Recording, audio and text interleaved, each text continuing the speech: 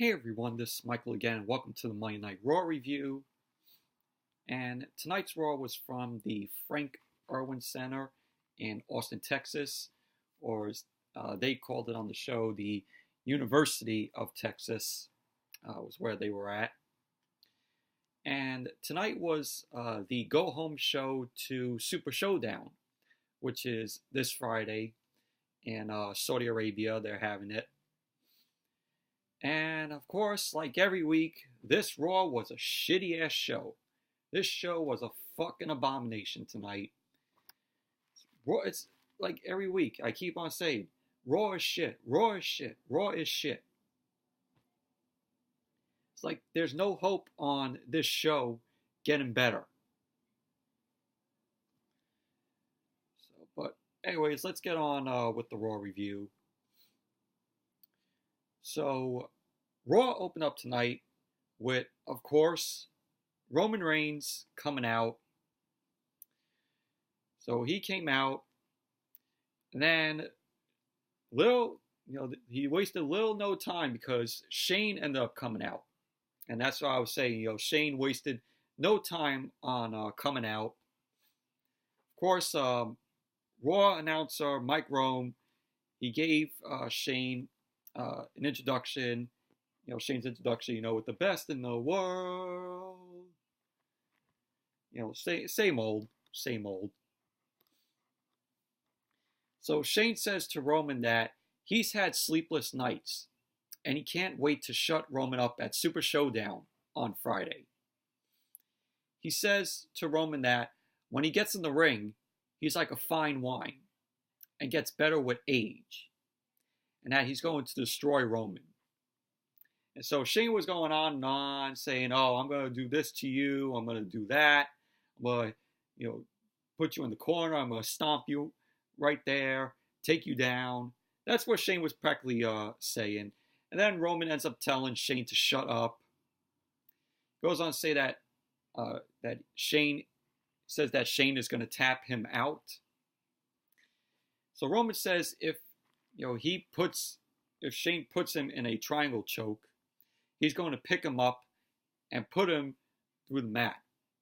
And that the only reason that Shane is out is because he relies on help. And he mentions Drew McIntyre. So Roman goes on to say to Shane that when he's done with him on Friday, in 2 weeks at Stomping Grounds, we're going to be approaching Stomping Grounds with stupid title for a pay-per-view. And like I said, if you thought Great Balls of Fire was a stupid, dumb name for a pay-per-view, Stomping Grounds takes the fucking cake. So Roman says that when he's done with Shane on Friday at Super ShowDown, in 2 weeks at Stomping Grounds, he's going to lay out Drew McIntyre. And that brings out Drew McIntyre. He gets on the mic. He says he doesn't like Texas and that he demands some respect from the crowd. And he addresses Roman. He says everything Shane said is 100% correct, and that Shane is going to beat him at Super ShowDown before he ends him at Stomping Grounds. He says, but that's the future. And what Roman needs to worry about is the present. And he's like, we don't need partners. They're going to take Roman out. We're going to take you out. So Shane and McIntyre, they end up coming down to the ring. The Revival attack Roman from behind. And that's where McIntyre and Shane end up getting in the ring. They all end up beating down on Roman. The Usos, Roman's cousins, came down. They made the save. We had a brawl. And the match got underway, which was a 6-man tag team match. Yeah, something brand new to open Raw. No. No, a 6-man tag. Drew McIntyre and the Revival versus Roman Reigns and the Usos. Like, this was whatever. This was a whatever match. Like, I didn't give a shit. Yeah, Drew McIntyre and the Revival win the match. McIntyre ended up hitting the Claymore kick to one of the Usos. I think it was Jey Uso. And you had, after the match, Shane ended up pulling Roman up. McIntyre ended up hitting Roman with the Claymore. The others, like the Revival, they end up pulling up Roman. And we see Shane mocks Roman, hits a spear to Roman, which looked fucking terrible. Terrible spear by Shane. And, Shane starts doing the ooh-ah, the stupid way. And Shane ends up grabbing Roman by the neck. See him talking trash to Roman. We see him standing tall with the Revival and Drew McIntyre. This was a whatever match. Did not care for it.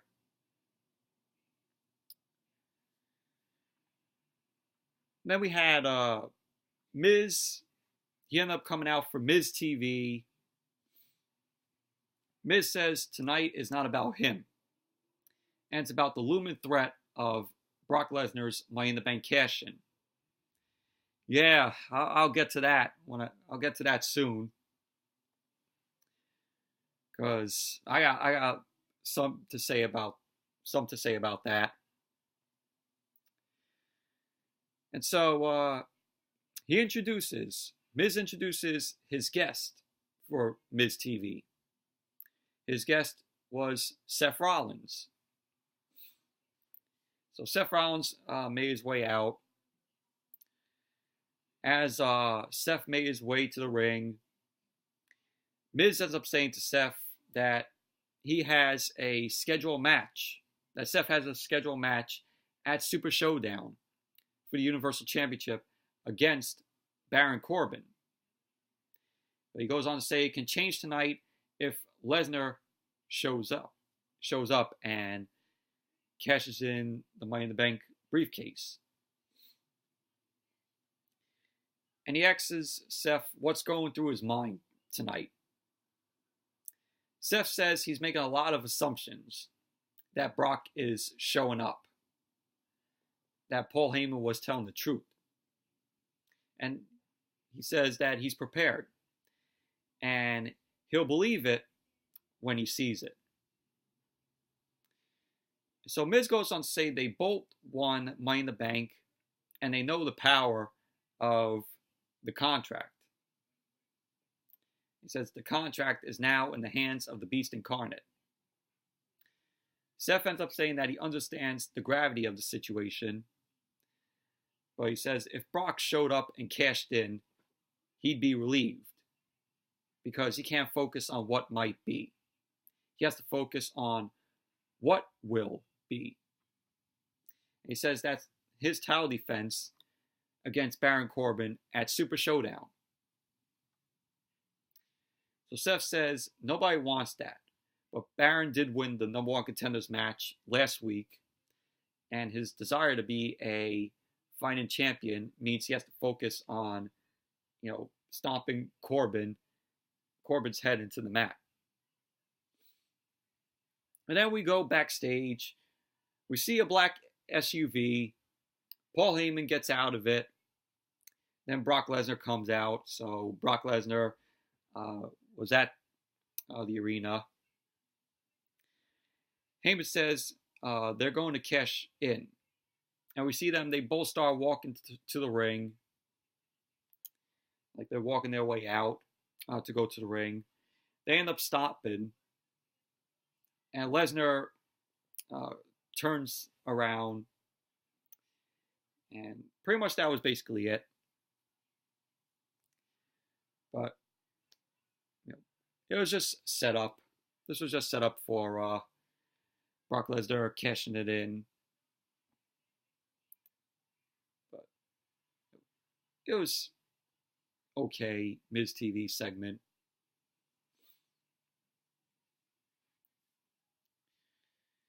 Then we had the Lucha House Party come out. Looked like they were going to have a match.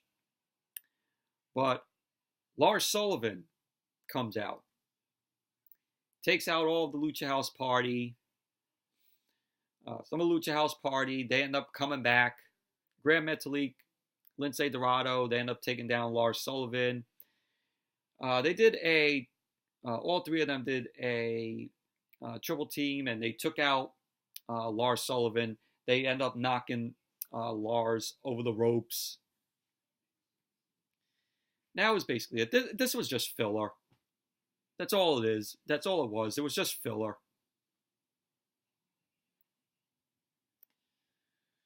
Moving on. Like, nothing really happened tonight. Nothing really was, like, great or anything. Nothing stood out. Then we had the Iconics, Peyton, Royce, and Billie Kay. They were backstage with Nikki Cross. And we saw Peyton, Royce, and Billie Kay. They were picking on Nikki Cross. Alexa Bliss comes, acts as if both Peyton, Royce, and Billie Kay have a bloomin' onion to eat somewhere. Peyton ends up telling Alexa no, and that she actually has a match against Nikki Cross tonight that she's gonna go prepare for. So Alexa invites Nikki Cross to go get some coffee. And Nikki says, Alexa, says that no one around here can stand her. And Nikki says she doesn't care. And that Alexa has been nothing but kind to her. And that they're friends. And Alexa says, because her and Nikki are friends, she doesn't need to be bashful about asking for favors. And that Alexa will be in Nikki's corner in her match tonight. So that was basically it. But we had the match. Peyton Royce versus Nikki Cross, which happened.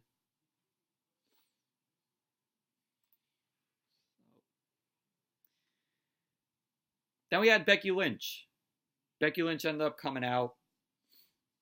She was saying that the man has been doing some thinking.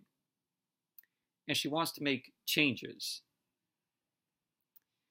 She goes on to say that she got home this weekend and it was the first time in 63 days that she'd been home.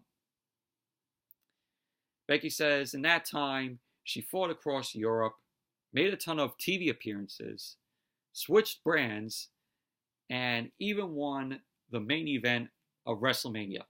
WWE can't let that go. They always got to bring it up. Oh, I won the main event of WrestleMania. Kofi won the WWE Championship at WrestleMania. It's like they can't let go of it. It's like they want to, keep throwing it at you. I'm like, we all know WWE. We're not morons. This is WWE thinking that their fans are stupid, that they forgot. Yes, we saw Becky win the main event at WrestleMania. Yes, we saw Kofi win the WWE Championship. We're not morons here.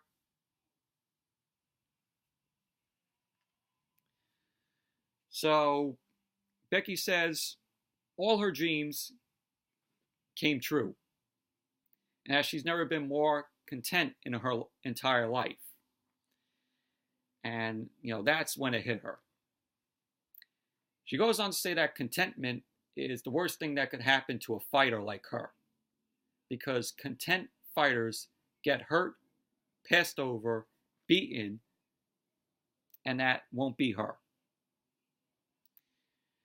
Becky says when Lacey Evans helped Charlotte take the SmackDown Women's Championship from her, it woke something in her. She says when she's really pissed off, there's not a woman in this business that can keep her down. And so Lacey Evans ended up coming out. She got on the mic. She ends up calling Becky a dog chasing a car and says that she did her a favor because she shouldn't be the face to represent the woman of WWE. And Becky says she'll rip Lacey's arm right out of her socket. To which, and Lacey says not to confuse her with Charlotte because she's not in her head and she's not to be messed with. And she says, yes, she lost that Money in the Bank, but Lacey Evans is why, Becky walked out with one title. She's like, when she's done, she'll be Becky no belts. And she refused, because she refused to let a woman like her represent the division. So out came Charlotte. Charlotte talks about her title victory. She says, she may not be the SmackDown Women's Champion right now, but, Lacey asks what she's doing. Lacey was like, what are you doing? You're strutting like a, daddy's girl that needs attention. And so Charlotte says, Charlotte enters the ring, and she's like, she struts like a peacock because she's more than halfway towards beating her daddy's 6-time title record. So Lacey ends up calling Charlotte yesterday's news, and she ends up saying that she's the face of WWE, and that Charlotte needs to run along back to SmackDown unless she wants to be educated with a woman's right. So Lacey ends up hitting Charlotte with the woman's right. She ends up taking Charlotte down to one knee in the ropes. And then we had a match, Charlotte versus Lacey Evans. And I'm like, this doesn't make any sense. A heel versus a heel. But this match, my God, this match was fucking sloppy. This was a sloppy ass match. And I didn't even care for it. This was a boring match. And nobody, not Charlotte or Lacey, didn't even win this match. And the crowd looked like they did not care for this match either. So Becky ended up pulling out Charlotte. Ref called for the bell. Becky came in the ring, and she ended up hitting her new move, which is called the manhandle slam, and she hit that on Lacey Evans. She ended up holding up the Raw Women's Championship, and that's how it ended. But match was sloppy. It was a boring match. It was a shit match. So match ended in a no contest.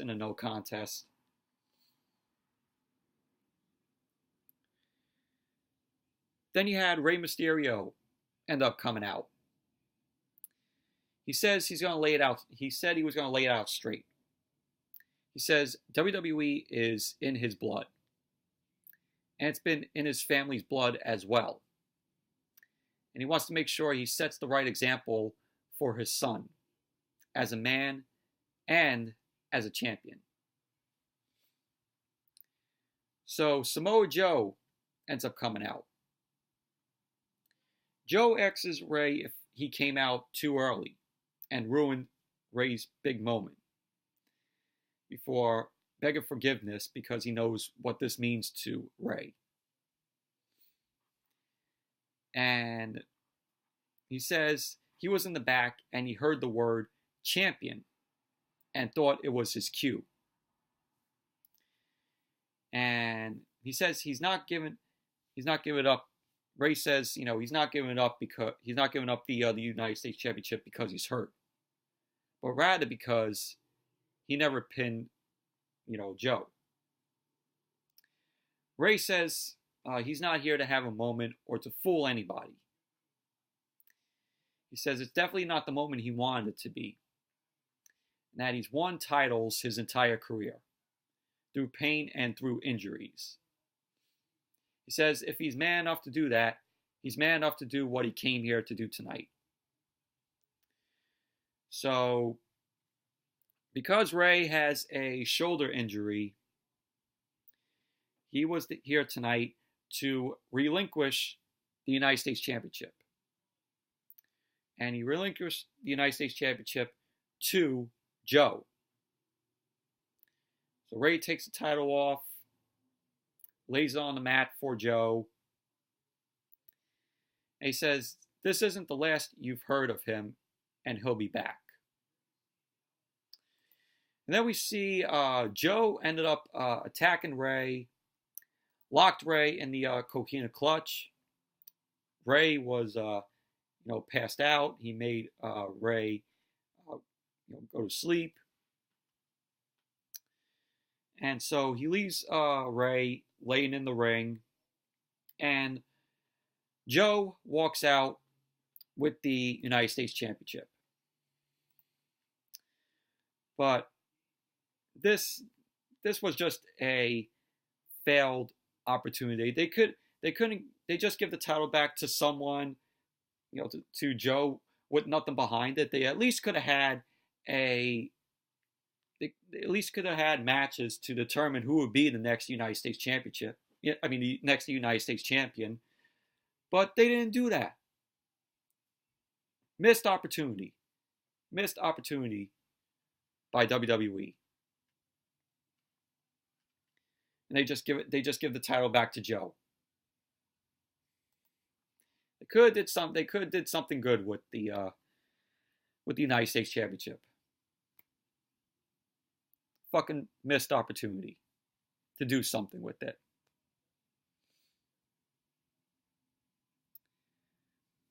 So that was that. The United States Championship goes back to Joe. Then we had an arm wrestling challenge between Braun Strowman and Bobby Lashley. This was a waste of time. This was a waste of fucking time. Strowman ends up winning. How this started was Lashley ended up slapping Strowman's hand away. Referee was there, gave him a warning. They set the table back up, and the referee ended up assisting. They invited him back to the to lock up, and we just see Lashley is there just flexing.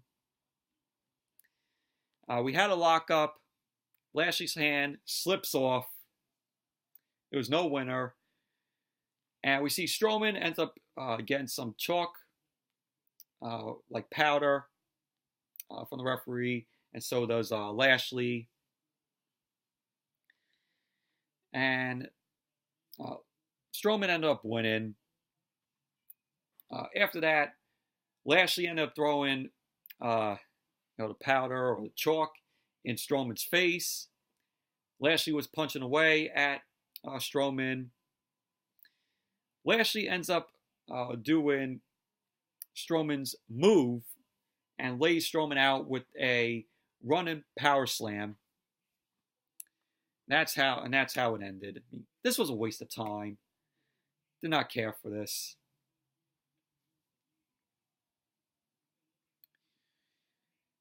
And then we had Nikki Cross versus Peyton Royce. That's what it was. A yawn. Yawn fest of a match.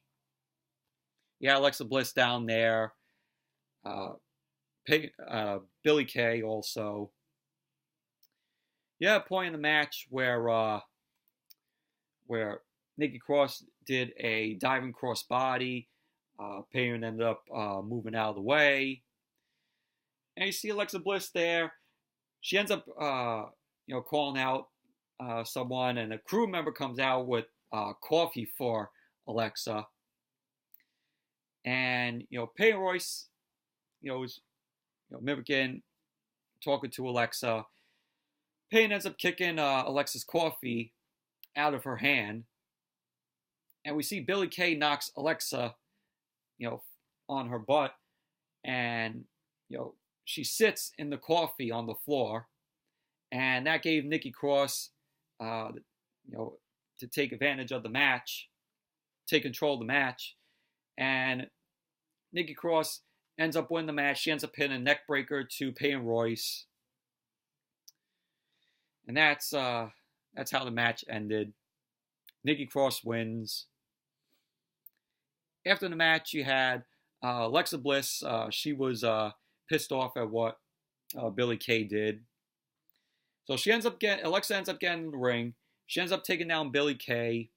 Alexa hits a drop kick, and then ends up hitting the DDT, a DDT to Billie Kay. And that's what happened. That's what happened after the match. But Nikki Cross versus Peyton Royce. Yawn fest match. Boring match.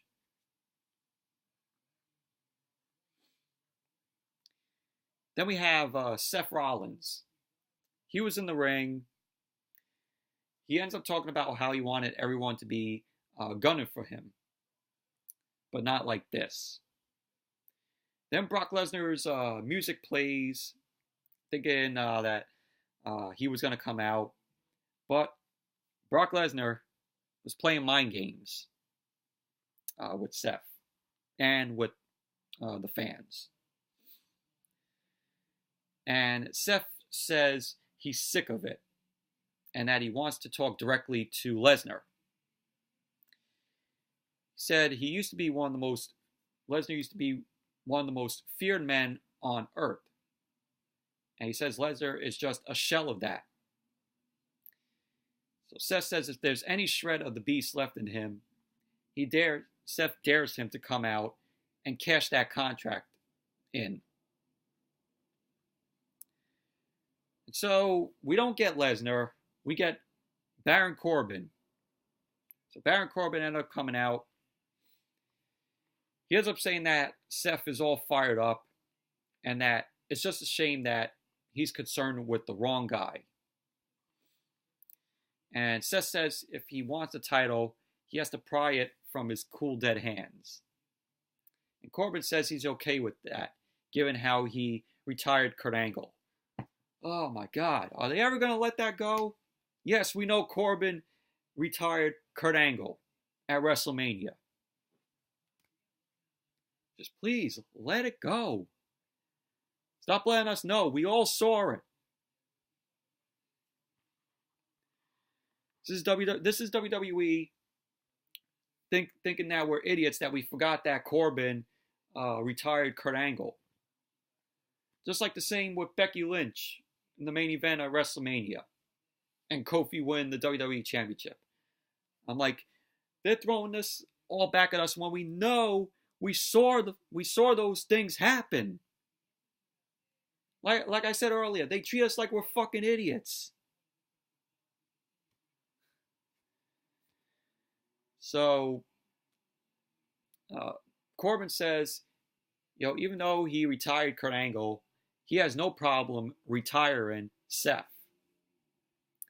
And that, and when Corbin ended up saying that, Seth, got, a little pissed at Corbin, and he ended up attacking Corbin, laying punches. And Corbin fends him off. We had like a little fight.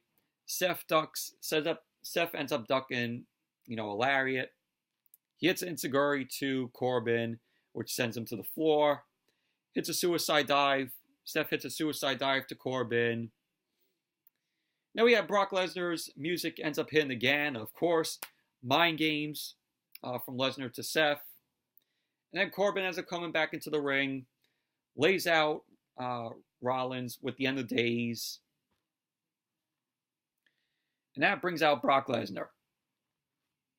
So Brock Lesnar came out, had a chair in his hand, low blows Seth Rollins, and all this was Brock Lesnar hitting chair shot after chair shot after chair shot at Seth Rollins.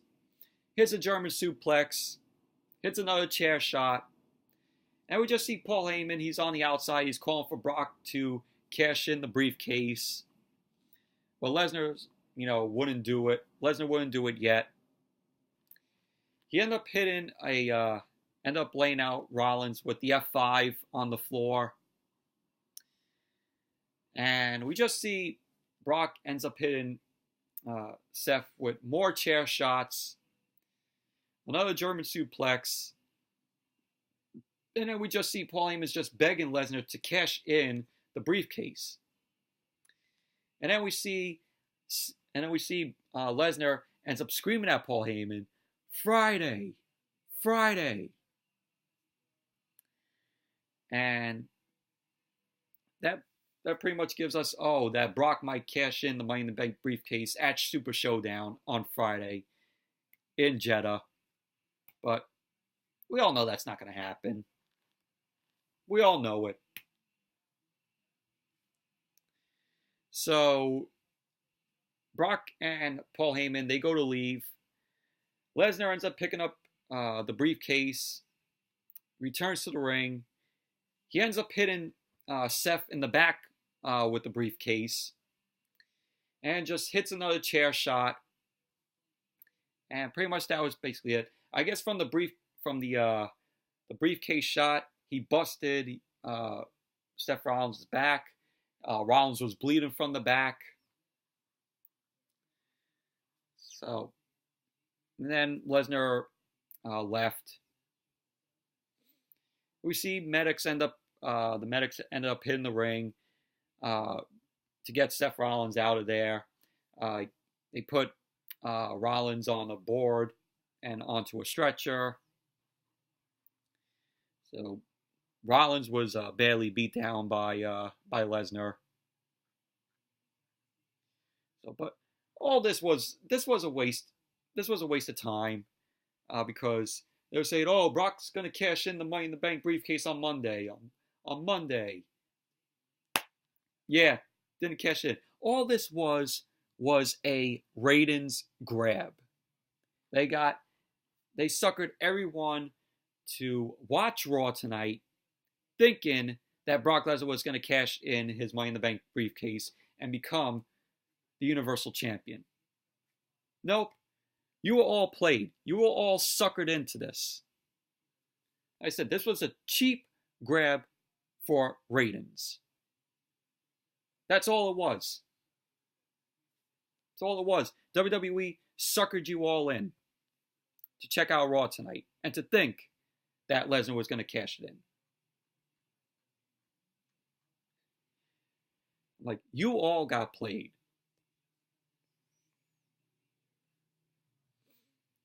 So then when Raw came back from the commercial, we saw Seth Rollins. The medics were putting Seth Rollins into the ambulance. We had Becky Lynch, who was Rollins' girlfriend, there. So we just saw him go into the ambulance and it drove off. So that was that.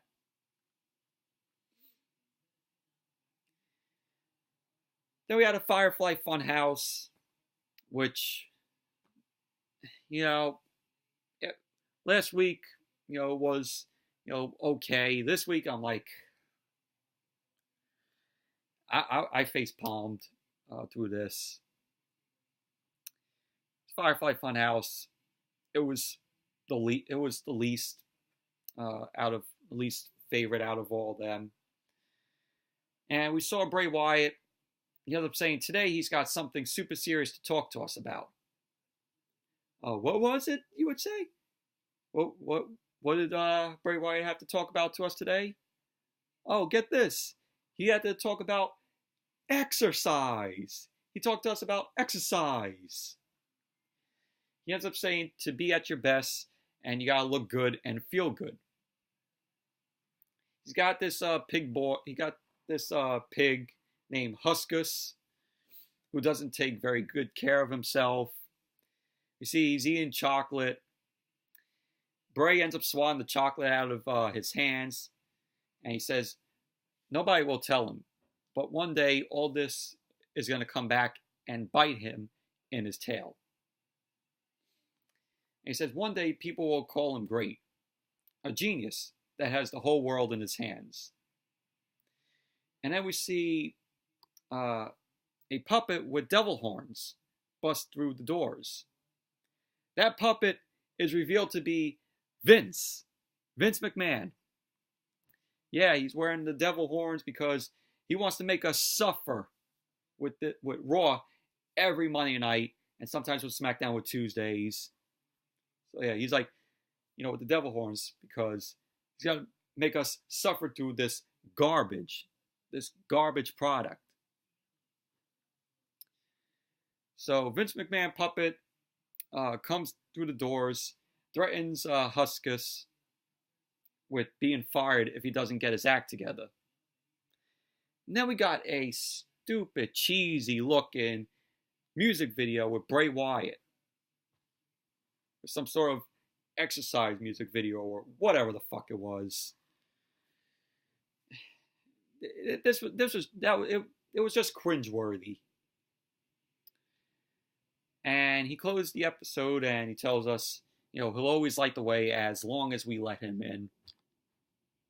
Least favorite of the Firefly Funhouse. Then we had Triple H. He ended up coming out. Crowd gave him an NXT chant, which was awesome. And he says he's here to talk about Randy Orton. Of course, Triple H and Randy Orton are going to have a match at the Super ShowDown on Friday. Now, we all know the rivalry between Triple H and Randy Orton, back in the day. I still remember the rivalry that they had in, it was like 2009, where Triple H ended up coming to Randy Orton's house, where that was at the time where Randy Orton was a heel. He ended up Triple H ended up busting the door down with the sledgehammer. And then they had that brawl in the house. Triple H ended up throwing Orton through the window. I always remember that. That was when Randy Orton was still with Legacy, which was him, Ted DiBiase Jr., and Cody Rhodes. I always remember that. So Orton ended up coming out. They face off. Triple H ends up saying it's been a while, but they know what these segments are about. And they're trying to drum up some interest in the fight. He ends up saying, truth is, everything they've been through 20 years, nothing either of them can say is anything they haven't already said. So he says Triple H says he's not wasting anybody's time. It's been a while. And he says to Orton, don't let this suit fool you. And that he's coming to Jeddah to kick his ass. And Orton says, that sounds good. But Triple H needs to understand one thing. He's not Batista. He's the legend killer. And he gladly beat him and put another notch on his belt. And Triple H says to Orton, that's fair enough. But it's interesting these last couple weeks, watching the recap videos of the things they've done to each other. And it's like, one thing stood out. He says something he said that rang true. They put the pressure on Orton and he become a diamond in the business. And he's not here to blow smoke. He ends up saying Randy is one of the best to step foot in the ring. And he says a lot of people tried to put him down. But he's still here. And Randy isn't the one to do it. And this is what made me laugh at this part of the other segment. To To me, this was the best segment of Raw tonight. This was the only good thing about Raw tonight. So Orton asks Triple H for a promise. His promise was for Triple H to retrieve his balls from Stephanie's purse, which was funny. The crowd really liked that. They were laughing. And he had Triple H smile at Orton. And so Triple H ends up retaliating to Orton. He says to Orton that his balls are so big, it's a burden. And he says Randy wouldn't know that. Randy wouldn't know about that because he's never had any. So they both roasted each other tonight, which it was funny. But I have to say, this is the only good segment of Raw tonight. That was it. So that was funny how both Triple H and Orton roasted each other. And then we had Charlie Caruso. She ended up interviewing Baron Corbin backstage. Corbin says he needs to get out of here so he can celebrate the favor Brock Lesnar just did him. And that was taking out Seth Rollins. So Corbin says he's the next Universal Champion. He's going to be the next Universal Champion. And then he just walks off. Like, okay. Please keep Corbin away from Universal Championship, please. I don't know why WWE is building this guy up when this guy is boring in the ring.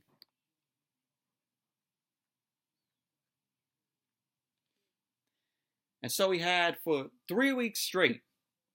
This is the third week these guys have been going at it. Ricochet versus Cesaro. Wasn't that bad of a match, but we saw this already. We saw this. This is the third week these guys have been going at it. Have been having a match. What are we going to get? A fourth one next week? But Ricochet ended up getting the win. Roll up on Cesaro. After the match, Cesaro ended up attacking and he ended up booting Ricochet. Goes out of the ring.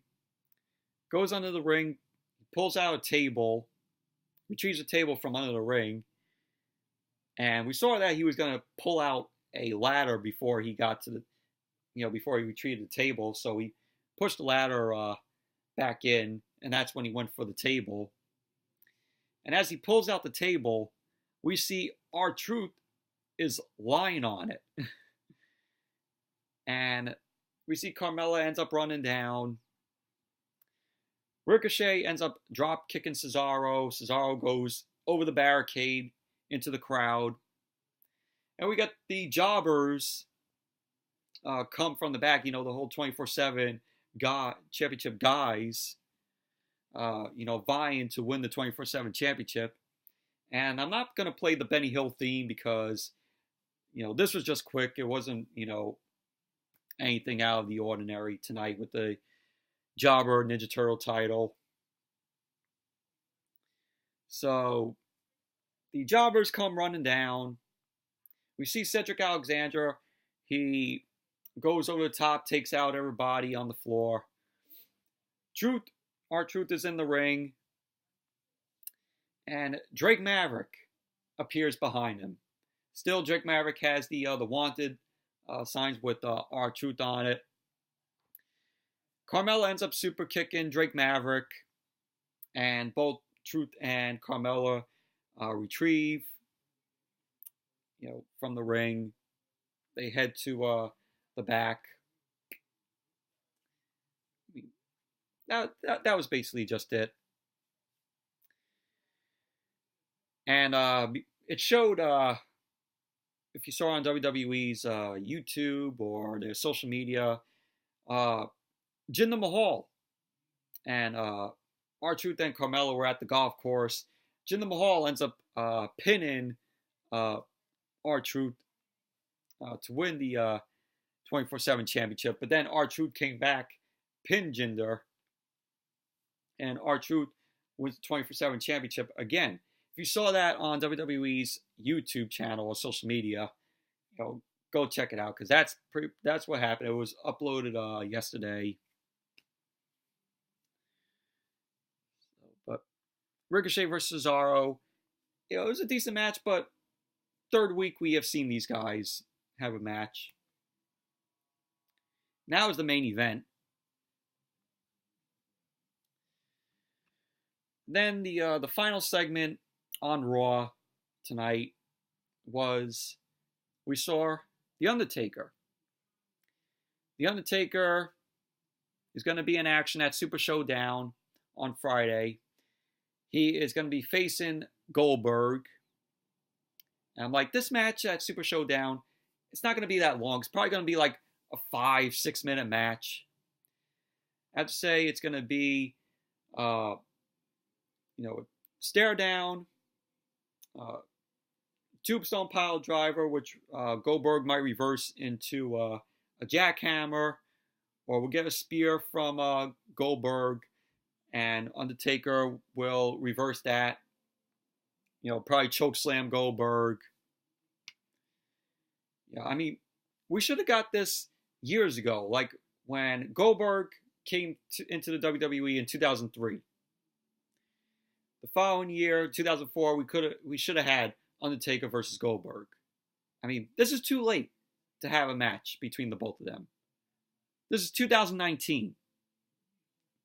We're seeing two 50-year-old guys, have a match. Like, it's too fucking late. Could have did this years ago, but WWE didn't do it. So their entrances are going to be longer than the match. I guarantee you that. So The Undertaker ends up coming out. He gets on the mic and he says, have you ever wondered what happens when you become face to face with death for the very first time? Posting several thoughts about the sky growing dark and the stench of souls and whatnot. So we see The Undertaker. He ends up calling Goldberg out and says this Friday he'll get the answers to all those questions. He says when he stands across the ring from him for the first time, he doesn't want Goldberg smiling. He wants the unstoppable, mythical icon that is Goldberg. He says he promises, if he brings anything less, their first match will be their last. He says as he unleashes an inhuman level of brutality. Taker says when the Reaper beckons, you answer his call. And Taker says, he will claim his soul for all of eternity. He will claim Goldberg's soul for all of eternity. And then Undertaker says that, Bill Goldberg, you're next. And then automatically the show goes off the air just like that. So that was that. It was a short segment from The Undertaker. Nothing really surprising, nothing interesting. But that was your Monday Night Raw tonight. Garbage ass show tonight. So anyways, that's it for my review of tonight's Monday Night Raw. Thank you all for watching. Hope you all enjoyed this review. Definitely give the video a thumbs up, comment, subscribe. And until next video, which will be the SmackDown review. So until that, I will see you all later.